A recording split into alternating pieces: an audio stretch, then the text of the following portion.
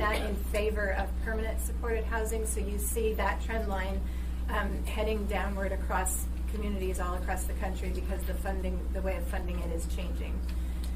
The green category that you see in the first 4 years on this slide is a way that we used to collect data at an event where we would ask people to self-report where they slept that night before.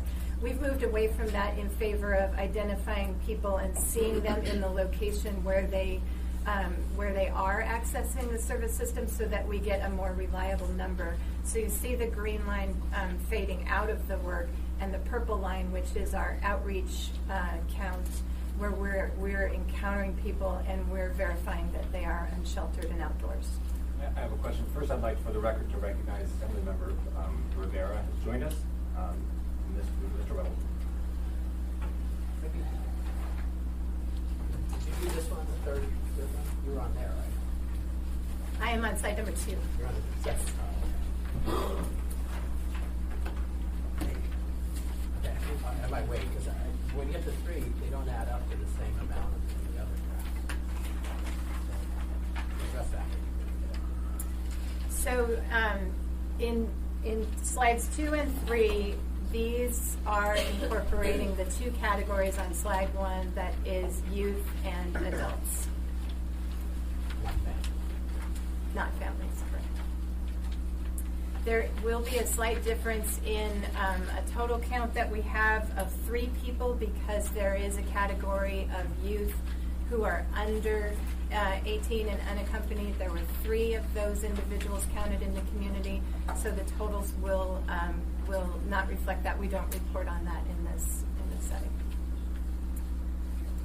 So in looking at 2016 to 2019, which has been the period of time that the community has increased focus on our adult system, the adults 18 and over, you can again sort of see this trend of emergency shelter use is going up. Transitional housing is fading out of our tools, if you will, and the unsheltered numbers are at this point holding pretty steady.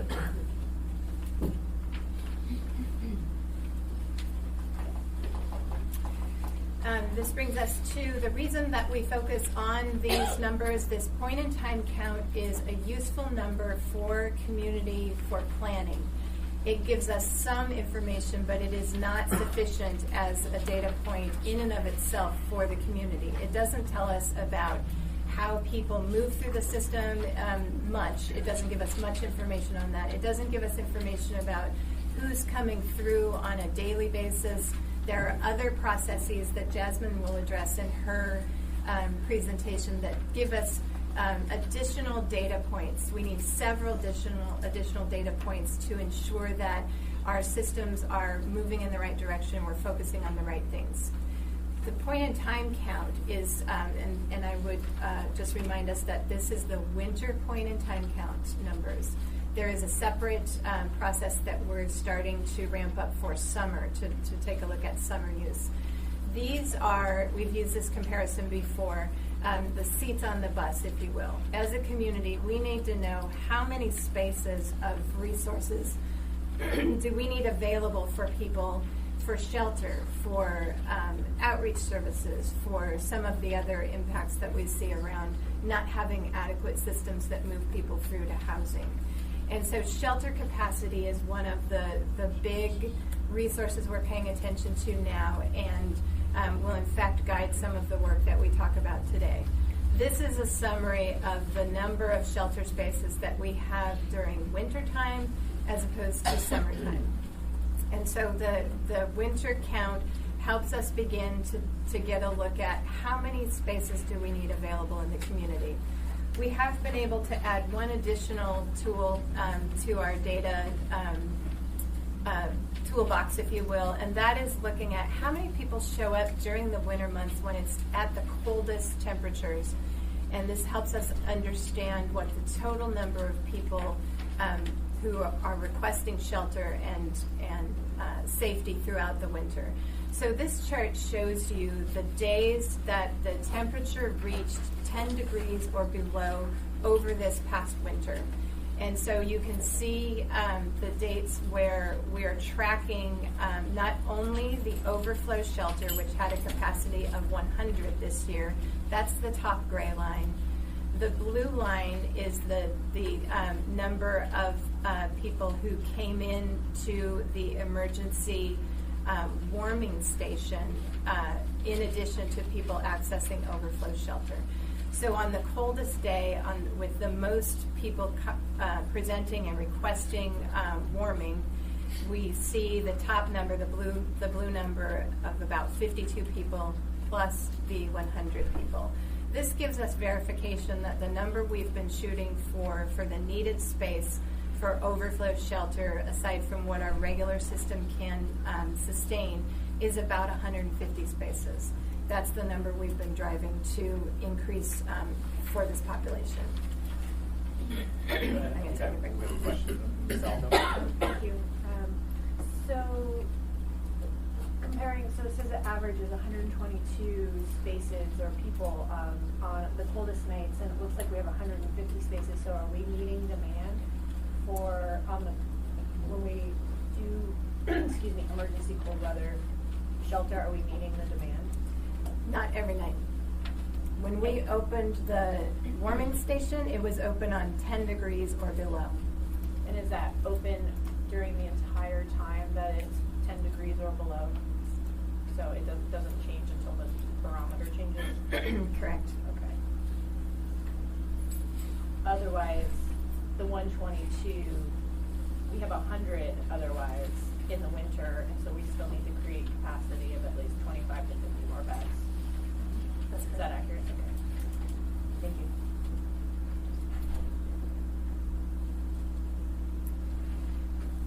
HUD used to require 2 counts per year, and that requirement dropped off due to resources. Communities had a hard time doing that whole process twice a year. However, in 2016, the municipality made the commitment to bring this back and to help the community get an assessment of, what is this need for summer. And so in 2017 and 2018, we conducted the count in the current format that it's in, and we canvassed. We take a week to canvass. This count is not done by this count is done by the police department, and they go out and they use the data that's come in around camp reports, and they visit every single location that's been on the map to date for this count. We've conducted it in the 3rd week of August in that time frame. And the CAP teams go out. There's 2 CAP teams that are appointed to this week, and they go out and canvass all of those points. They bring along the outreach workers because we're still focused on making connections whenever we contact homeless individuals, but they conduct these counts. And so you can see from 2017 to 2018, we saw a change in the number of people that were found unsheltered or outdoors in Anchorage over that time. We also saw some movement of people who, the first year we found many more people who were in camps or on street corners or at service or food locations. We combined all of these. In that year, we saw 872 people in that setting, and then the next year we saw 362. So we see movement of people through the system that reflects what we're seeing in the winter count as well. We're seeing people go from to emergency shelters. So in 2017, there were 432 people we encountered in emergency shelters during this week, and then in 2018, that number went up to 683. Again, these are point in time. They're giving us information about the capacity that's needed in the community.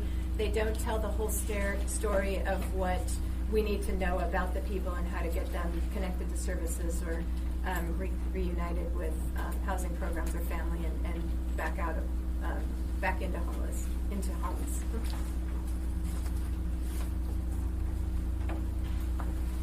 I'm going to stop there because then we will shift into Jasmine's and then we'll return to the count process. Ms. Salto. Thank you. So, if I understand these numbers correctly, we're looking at approximately 700 individuals who are accessing emergency shelter, and I got this lovely handout earlier last week. It says that there are 934 emergency shelter spaces. So are we meeting, do we have capacity then? Is that a fair conclusion to draw? I think you're talking about the housing inventory count. Yes.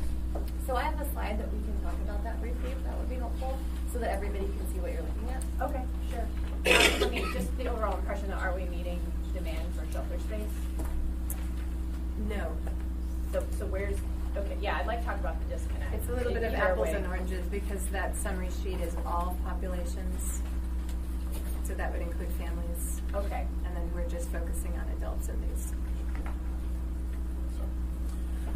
Nancy, Mr. Rand, okay, sorry. your point in time count is remaining fairly flatline, but your emergency shelter count is trending upward. Do you have any kind of sense as to why that's happening? It would be reasonable, I think, to assess that people are doing what we're asking. We're moving them from camp settings where the system is engaging people and been ramped up since 2016. I don't think that's an unreasonable assumption, but we haven't statistically proven that. Thank you. I have Mr. Dunbar in the queue, and I have, Lisa, did you want to speak as well? I just could speak just to that exact question. Well, hi, I'm Lisa from Catholic Social Services, one of our services, Brother Francis Shelter. I would guess that what you're seeing for the blue line, how it goes like that, speaks to the fact that Catholic Social Services for a time was operating emergency cold weather shelter at Beans Cafe, and then that needed to stop. So in the middle of the winter, we had to stop that. In 16, the only emergency cold weather overflow shelter was at the Stolt building, so that was only like 30 additional beds. And then since then, Beans has come back and is doing emergency cold weather shelter again, so there's literally more shelter beds. I think that's part of it. Mr. Dunbar? Thank you, Chairman. So on the very first slide, there seems to be about a 10% increase in number of homeless families or people that are in family units that are homeless. That's the highest since 2015. Do you have any reason why that might be the case? Yes. Part of that we assume has to do with data collection definitions. So because this is a HUD-required activity, one of the things that it's important to note is we've really ramped up rapid rehousing capacity for families. So in HUD definitions, if you are staying on a friend's couch, you don't count in this count.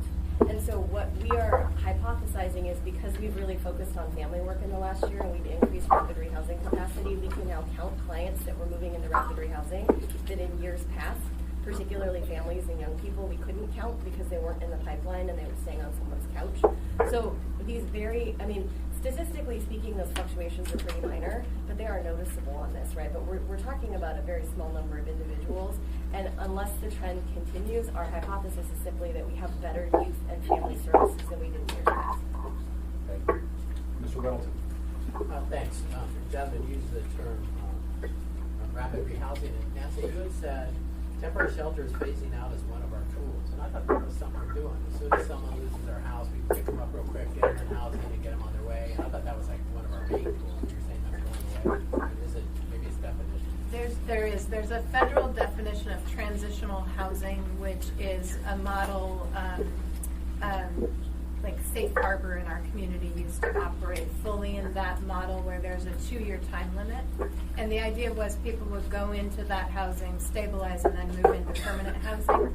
But the focus for many communities has been just get people to permanent housing, you save a move, you lose a lot of people at the end of those transitions. And so the work nationally is to just connect people back out to the community and help them stabilize in that way. So transitional housing is a specifically funded kind of service. So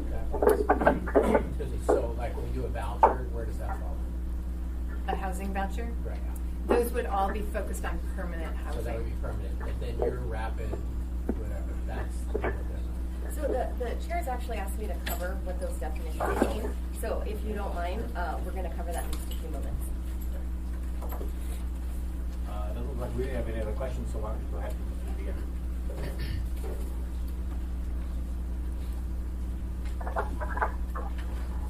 So Nancy's going to show you a slide of... And actually, Jasmine, can you pause for a second? Yes. Mr. Constant, can you hear me? It's not Chris. So Yeah, and it's not me. Someone else called in and has their phone unmuted. Okay. Whoever else is on the phone, if you could mute your phone, that would be really helpful. Thanks. So many of you have likely seen this. This is our pictorial depiction of the system of care that we have for clients. So if you look at the orange box up there, those are the services, the jargon that we frequently throw at people. And so we wanted to take a moment to just briefly talk about what those services are. So emergency shelter, I think it goes without saying, in our community we have approximately 8 ongoing emergency shelter locations. And emergency shelter in our community simply means there is a place where you can check in and sleep. Sorry, my slides apparently are moving without me, so if you see me toggling back and forth, I apologize. But essentially, emergency shelters are a place where you can go stay for the night. I'm going to sort of lump everybody into one category, but this is essentially a place where you will check in at around 5 p.m. and you will be asked to check out again at around 6 a.m., take all of your possessions with you, and then come back the next evening if you still need shelter.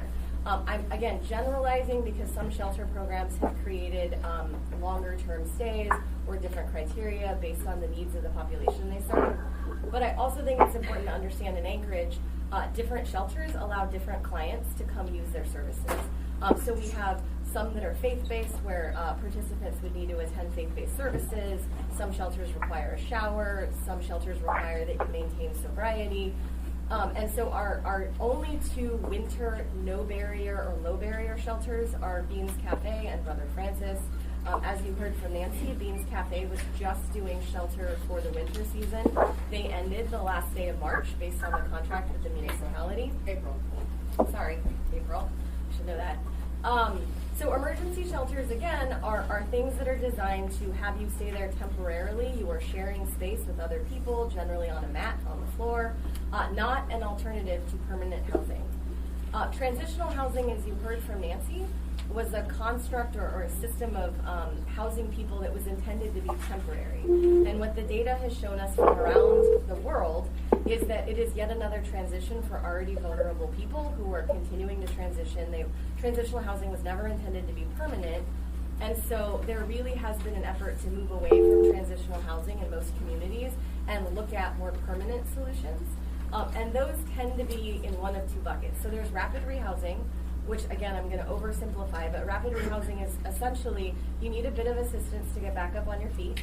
We're going to place you in an apartment with some case management. You will have temporary funding support to stabilize, find employment, find some sort of fixed income solutions, and you will be weaned off of that financial assistance, sometimes as quickly as 3 months, sometimes as quickly as 6 months. But the goal is you then remain in the apartment, independently financing that. So it is, again, a bridge, if you will. And then there's permanent supportive housing, and I think that the phrase permanent can sometimes be challenging for people. This simply means you are put in an apartment with some sort of case management support and allowed to stabilize, but the time is indefinite and based on the needs of the client. And so frequently we hear these things used interchangeably. Our communities that have drastically reduced unsheltered homelessness are pairing up outreach directly into permanent supportive housing. So you'll frequently hear Nancy and I talking about the difference between temporary shelter and permanent housing as a key a key discussion point with community conversation about why aren't people going to stay in shelters. Yep. I just want to check and see if, does this microphone work? We've heard consistently from the attendees of the committee that it's hard to hear, and there is some volume on the speaker right now, so we'll try to work on these microphones and get them either turned up or working so that I will pass this to Jasmine.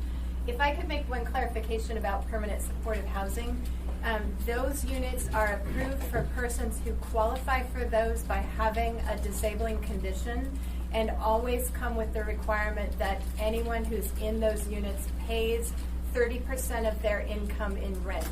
That's a piece that we don't always mention when we're talking about that specific category of services, but those are the requirements around it. Sir, there'll be an opportunity for you to I want to speak address later this on. point. I understand, but No, right now. That's not how it works. Sir, If you're evicted from public housing, you're evicted from one, you're evicted from all of them for 5 years. Even if you offer cash back, you can't redeem. You need to offer people a second chance. Once that's on your record, 5 years goes by before you can even get in subsidized housing again. sir, have you signed up to? Yes, I have. Okay. 3 times. Great. There'll be an opportunity for you to speak. Thanks. Appreciate that. Yep. Go ahead. Nancy's fixing my technical difficulties. Were there still questions about sort of what each of those programs were before we move on and what we provide to the community? Nope, I see no questions. So our goal in coming here today was to provide a Q1 update on the Anchored Home 2019 priorities. There we go. For folks that are not familiar with Anchored Home, it is our community plan to end homelessness that launched in the end of 2018. And so we had elected to focus on 5 different priorities for 2019. Part of our commitment to the public, to the assembly, and to our providers is to provide quarterly updates. And so I am stalling for time. So the first priority for 2019 was about increasing temporary shelter. So it is that shelter increase, that spike that Nancy showed us. The idea being that both for camp abatement purposes and the legalities of that, but also to best serve our vulnerable, we cannot effectively remove people from the current places they are temporarily staying if we don't have adequate shelter capacity to move them into. So one of the goals for this year was to talk very explicitly about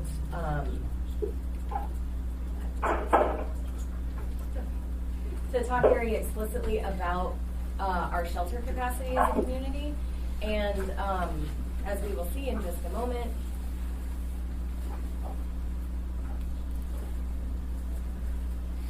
sorry, dramatic pause. Oh dear. Okay, no, we'll go back and I'll just. Oh, it's okay. Sorry about the delay, guys.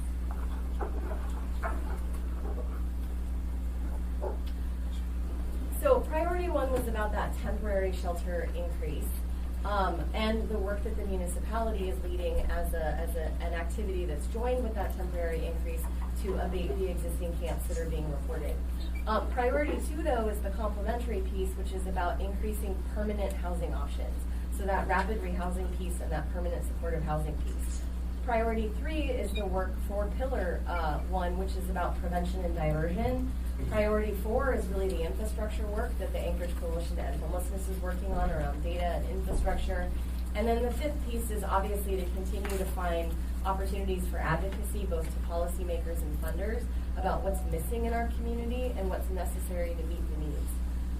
So as a recap on Q1, and I want to preface this by saying we are going to radically change our data collection and data sharing process starting in June. I will talk to you about that. So this is a little bit qualitative in nature, which sometimes is not ideal, but we're going to talk about where we're going with the data as well. So for priority 1, Nancy mentioned this, so I'll be brief about it. But first, this winter, we were able to increase 100 overflow beds at Beans Cafe running through the end of last month. We also, as Nancy mentioned, added an overflow at a warming station for when we hit 10 degrees and below. And in addition to that, the Anchorage Health Department, in collaboration with the real estate development folks at the municipality, are looking at developing a long-term plan for winter shelter capacity. And so just to be clear, in years past, as Lisa Aquino mentioned, there has been some sporadic capacity for our clients. We know that this is a tremendous problem, being that this is Anchorage and it is very cold in the winter. And we know that there are multiple occurrences of significant frostbite and fatalities due to the cold. The other thing I do want to call out, because it's been brought up in these conversations a number of times, is to just recognize that there are 11 faith communities in our community of Anchorage who have been providing cold weather overflow specifically for families. And you can see some of the data, and I think Nancy's going to provide these slides to you all so that you can see more specifics on what those churches are doing. Great. I have a cool question for you. Yes. Ms. Salvador. Thank you. So based on what we got for the point in time count for the winter, did we meet the need this past winter? Or where did we fall short, like concrete numbers? Like, do we know kind of, are we 10 beds short, 20 beds short? I think it's really hard to uncouple that because, one, we're not counting folks in the camps in the winter. Two, every shelter has a slightly different Isn't that capacity. part of the point in time count? Just that one night, though. We're not counting it Okay, well, if consistently. that's the number we have to go on. Then there were approximately almost 100 people that were unsheltered the night of the point in time count. I think part of that, though, is the apples to oranges of different shelters permit different clients to be served. So sometimes just because we have an opening, if the opening is at, for example, Downtown Hope Center, but we have a gentleman who needs a shelter bed, it's not going to fit. So are we working on collecting that data so it becomes more apples to apples? Yes, we are. Okay. Can I get in the queue? Yes, Mr. Conson. Yeah, thank you. Following on that question, I thought that we were already having shelters report on a daily basis their bed availability. Are we doing that? There is a system right now that is polling the shelters that's still in testing mode, and so it's been up and running since roughly end of February. So we do have additional information about that. Right, because the state requires that from a treatment bed perspective, that providers share their availability. It seems like we could require that in the community and really get down to brass tacks of what's available and what the need is. And now, second question, since we're talking about overflow shelter, two parts. One, we heard that the overflow shelter has ended, or there's some kind of break in service, and so is that the case, and what's the plan for that? That is the case. The funding that we have available in the community right now for those 100 extra spaces that was provided this year by Beans Cafe ended April 30, and currently we do not have that capacity in the system, and the budget revision, the work to determine how quickly we can bring on that resource in advance of October when we have the funding in place to restart that service. That's a question that Jasmine mentioned is happening between real estate, the health department, and our office. So just last follow-up, I thought that the money that we appropriated was to continue overflow through the year until the money ran out, not to hold it and wait to start at some point in the future. Am I wrong on that? Well, the timing, unfortunately, wasn't adequate, and so there was a contract in place, and we were not able to extend. We weren't able to do that this year. So just for the other members, that directly correlates to the abatement process and how effective we can be at cleaning up. So that's definitely an area we need to work on. Mr.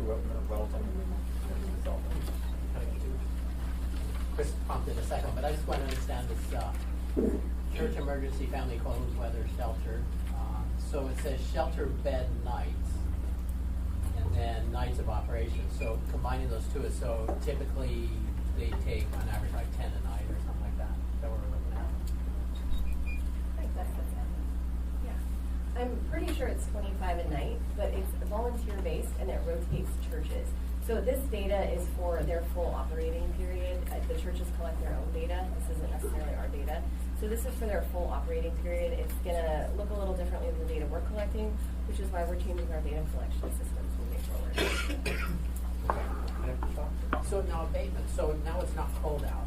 Right. So we can't go in and abate a camp unless they have an overflow shelter to go to. We can't say go just get out of the park. There have been rulings that have come down that have indicated that, yes, that communities who are going to move persons from camps need to provide a place to go.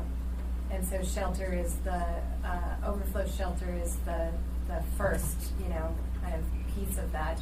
Housing programs and making sure that our system balances, which is this Built for Zero initiative that the coalition's leading. Once we get to that, we'll have other pieces of the continuum in place so that our system is balanced. But until we have that balance, we are looking at a need for additional shelter spaces. Yeah. I thought it was just when it was cold. Very generous. Ms. Alto. Thank you. So we weren't able to extend the contract, and I know the members were interested when we did the first quarter budget revisions, tying the additional shelter capacity to the time of camp abatement and cleanup, so people had a place to go, so we weren't just cycling through. So what's the timing on something like that? I mean, is that really going to have to be contemplated in the primary budget process, or, I think we need a little bit more information so that we can do something that's effective. Yes, as I mentioned, we're working on that and we're gathering information, and there are questions about a facility, there are questions about how to staff it.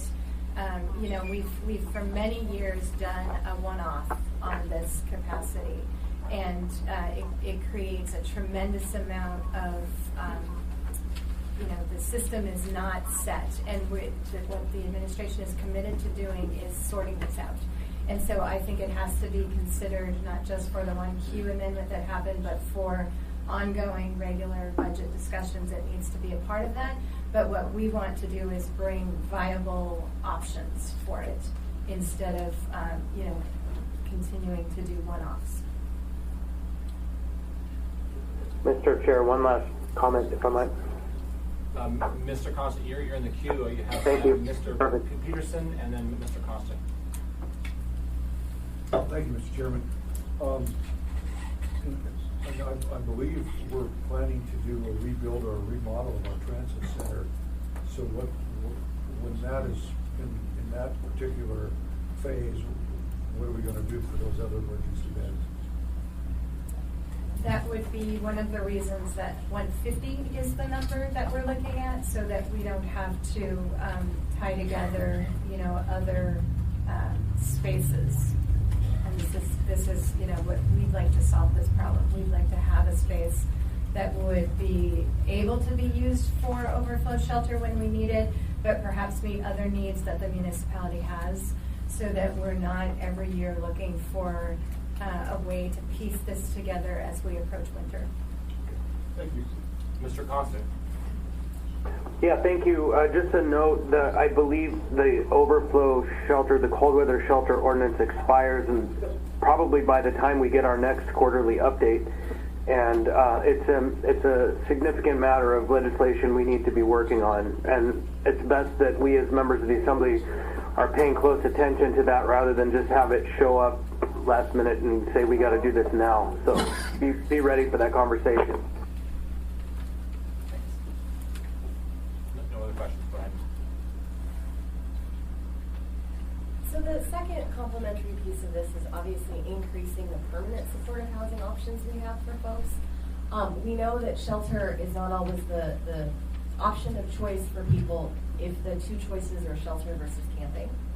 We do know that people do choose permanent supportive housing rather than camping. And so again, the communities we've seen around the country that are most successful in reducing unauthorized camps are the communities that are connecting people from camps to permanent supportive housing options. Particularly, as Nancy mentioned, if those are folks with chronic disabilities or challenges that are more sophisticated than I think sometimes we talk about.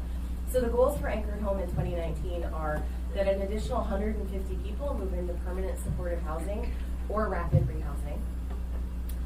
And then again, right now, we are reporting on the 4 big projects that we have been talking about consistently with the Assembly Committee. Our goal is that by the next quarterly report, we will be reporting on total community capacity for rapid rehousing and permanent supportive housing, not just particular projects, because I think the aggregate data is much more helpful when we look at capacity. So the Youth Homelessness Demonstration Project has begun serving clients. This data was just Q1, so it's not current. But we have young people in permanent supportive housing in our Host Homes project and moving through our rapid rehousing project with Covenant House. You've heard a lot about Path to Independence and the Providence Foundation's support for family rapid rehousing, 2 different family-based rapid rehousing projects. They have both been serving new clients. This does not include numbers of clients that were housed in 2018. This is just Q1. And then, of course, the project we hear about frequently is our Pay for Success Permanent Supportive Housing Project for chronic utilizers of corrections and our healthcare systems. And we are hoping to be serving clients in that project as early as June.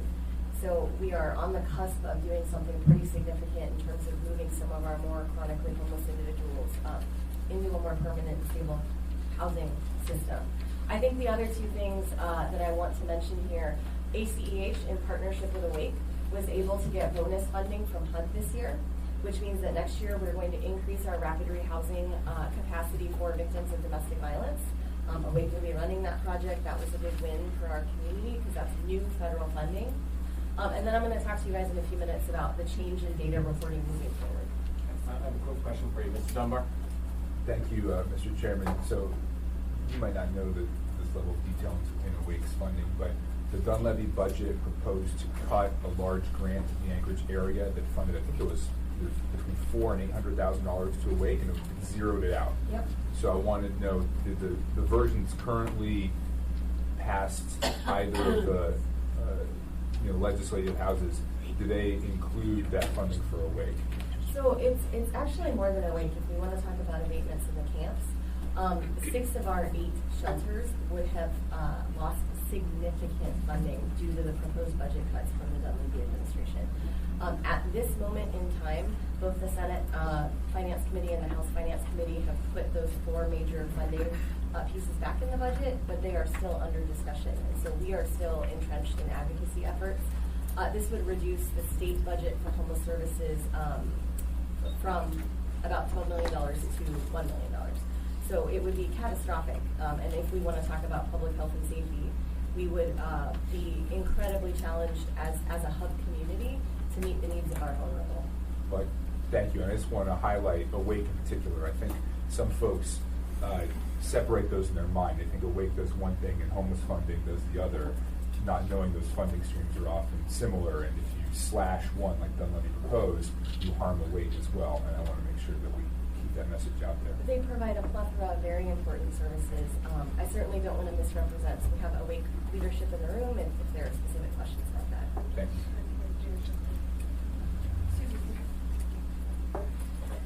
Mr. Chairman, So priority 3 was focused on prevention and diversion. I'm very excited to say a lot of this is going to revolve around 211 and really enhancing 211 services to meet the needs of our folks that are in precarious housing and on the cusp of homelessness.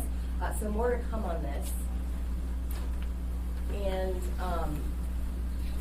priority 4 is about the data infrastructure. So I'm going to talk in a second about Built for Zero because that's radically going to change how we talk about homeless services and demand, need.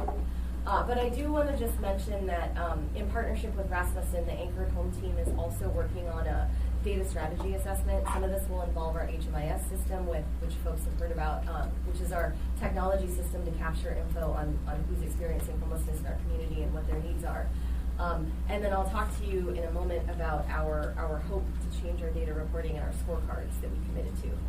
And then, of course, priority 5 is about how are we going to fund the solutions that we've been talking about with Anchored Home and what advocacy is needed. I think the proposed budget cuts were clearly a call to action for our shared Alaskan community in terms of how organizations are partnering together to really get the message out about what's needed to get to these solutions.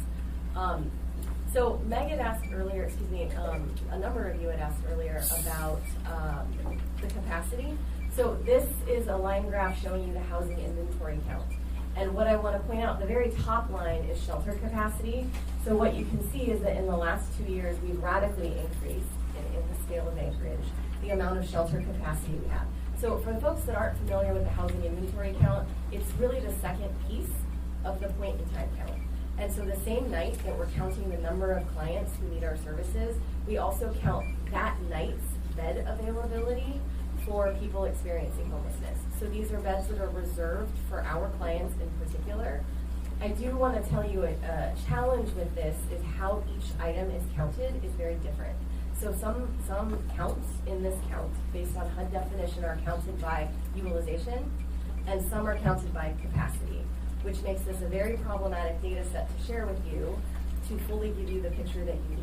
So I'm sharing this with you to show you that we have seen an increase in shelter capacity during the night of the point in time count. We have seen a decrease in transitional housing, which we expected. We have seen an increase in rapid rehousing, which we expected. But my little orange arrow there is to show you that the data we collected that night showed a very concerning drop in permanent supportive housing capacity, which we immediately lit the fires and dove deep into and discovered it was a data reporting error.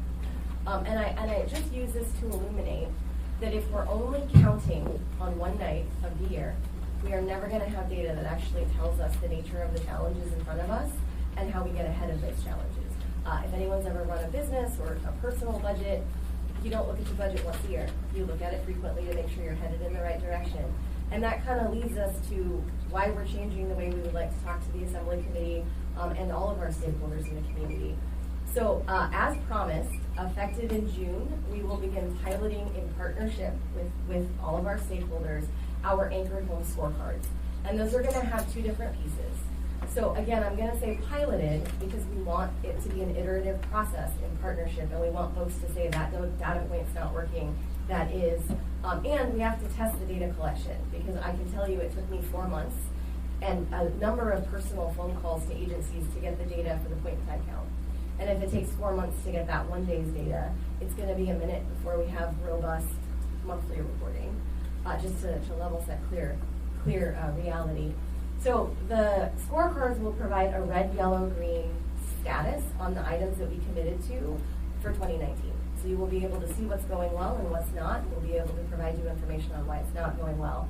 The complementary piece to that is we're also going to have a monthly update on our system performance data. And this is where we're going to look at capacity and utilization in the community and the number of people experiencing homelessness in the community at least monthly. We would like to have that in real time, but that is a target in progress. And then that reporting will be shared on my website for the public. It will be shared with my board of directors, the Homelessness Leadership Council, the Assembly Committee on Homelessness, and the HAN Commission, so that there's a consistent monthly report getting out to all of our stakeholders who are invested in partnering in this work. And just for you, a time check, we want to make sure we get through with the rest of the report. So if you could wrap it up in the next couple of minutes. Yep. Okay, thanks. So my last thought for the group is built for zero. And so as I mentioned, a single yearly data point is not the most useful tool to change a system. So Anchorage has signed up for a nationwide initiative called Built for Zero. In 2 years that this initiative has been in motion, we've had 11 communities around the country get to functional zero with veteran and or chronic homelessness. But this is about a real-time data set that we will be bringing to you. So I'm very eager to share more with the committee when the time is right. But right now our focus is on a real-time by name list. So identifying who's in the camps, who's not in the camps, who needs our help, what type of help do they need, and being able to, at minimum, present that data monthly. That's sort of the current push. So I will end it there. Thank you very much. Okay, let's move on to our next item, camp reporting maps and abatement update. Who's going to begin that? That would be me. Okay, great.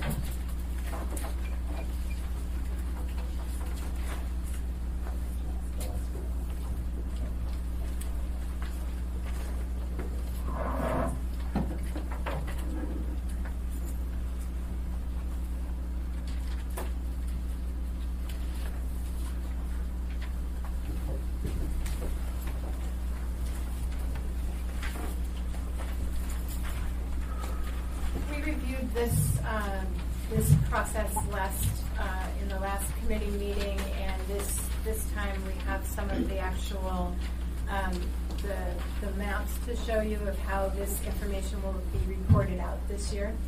And so just to remind the committee, the shelter and housing capacity, this tile that's on the presentation is a snapshot of what the dashboard looks like.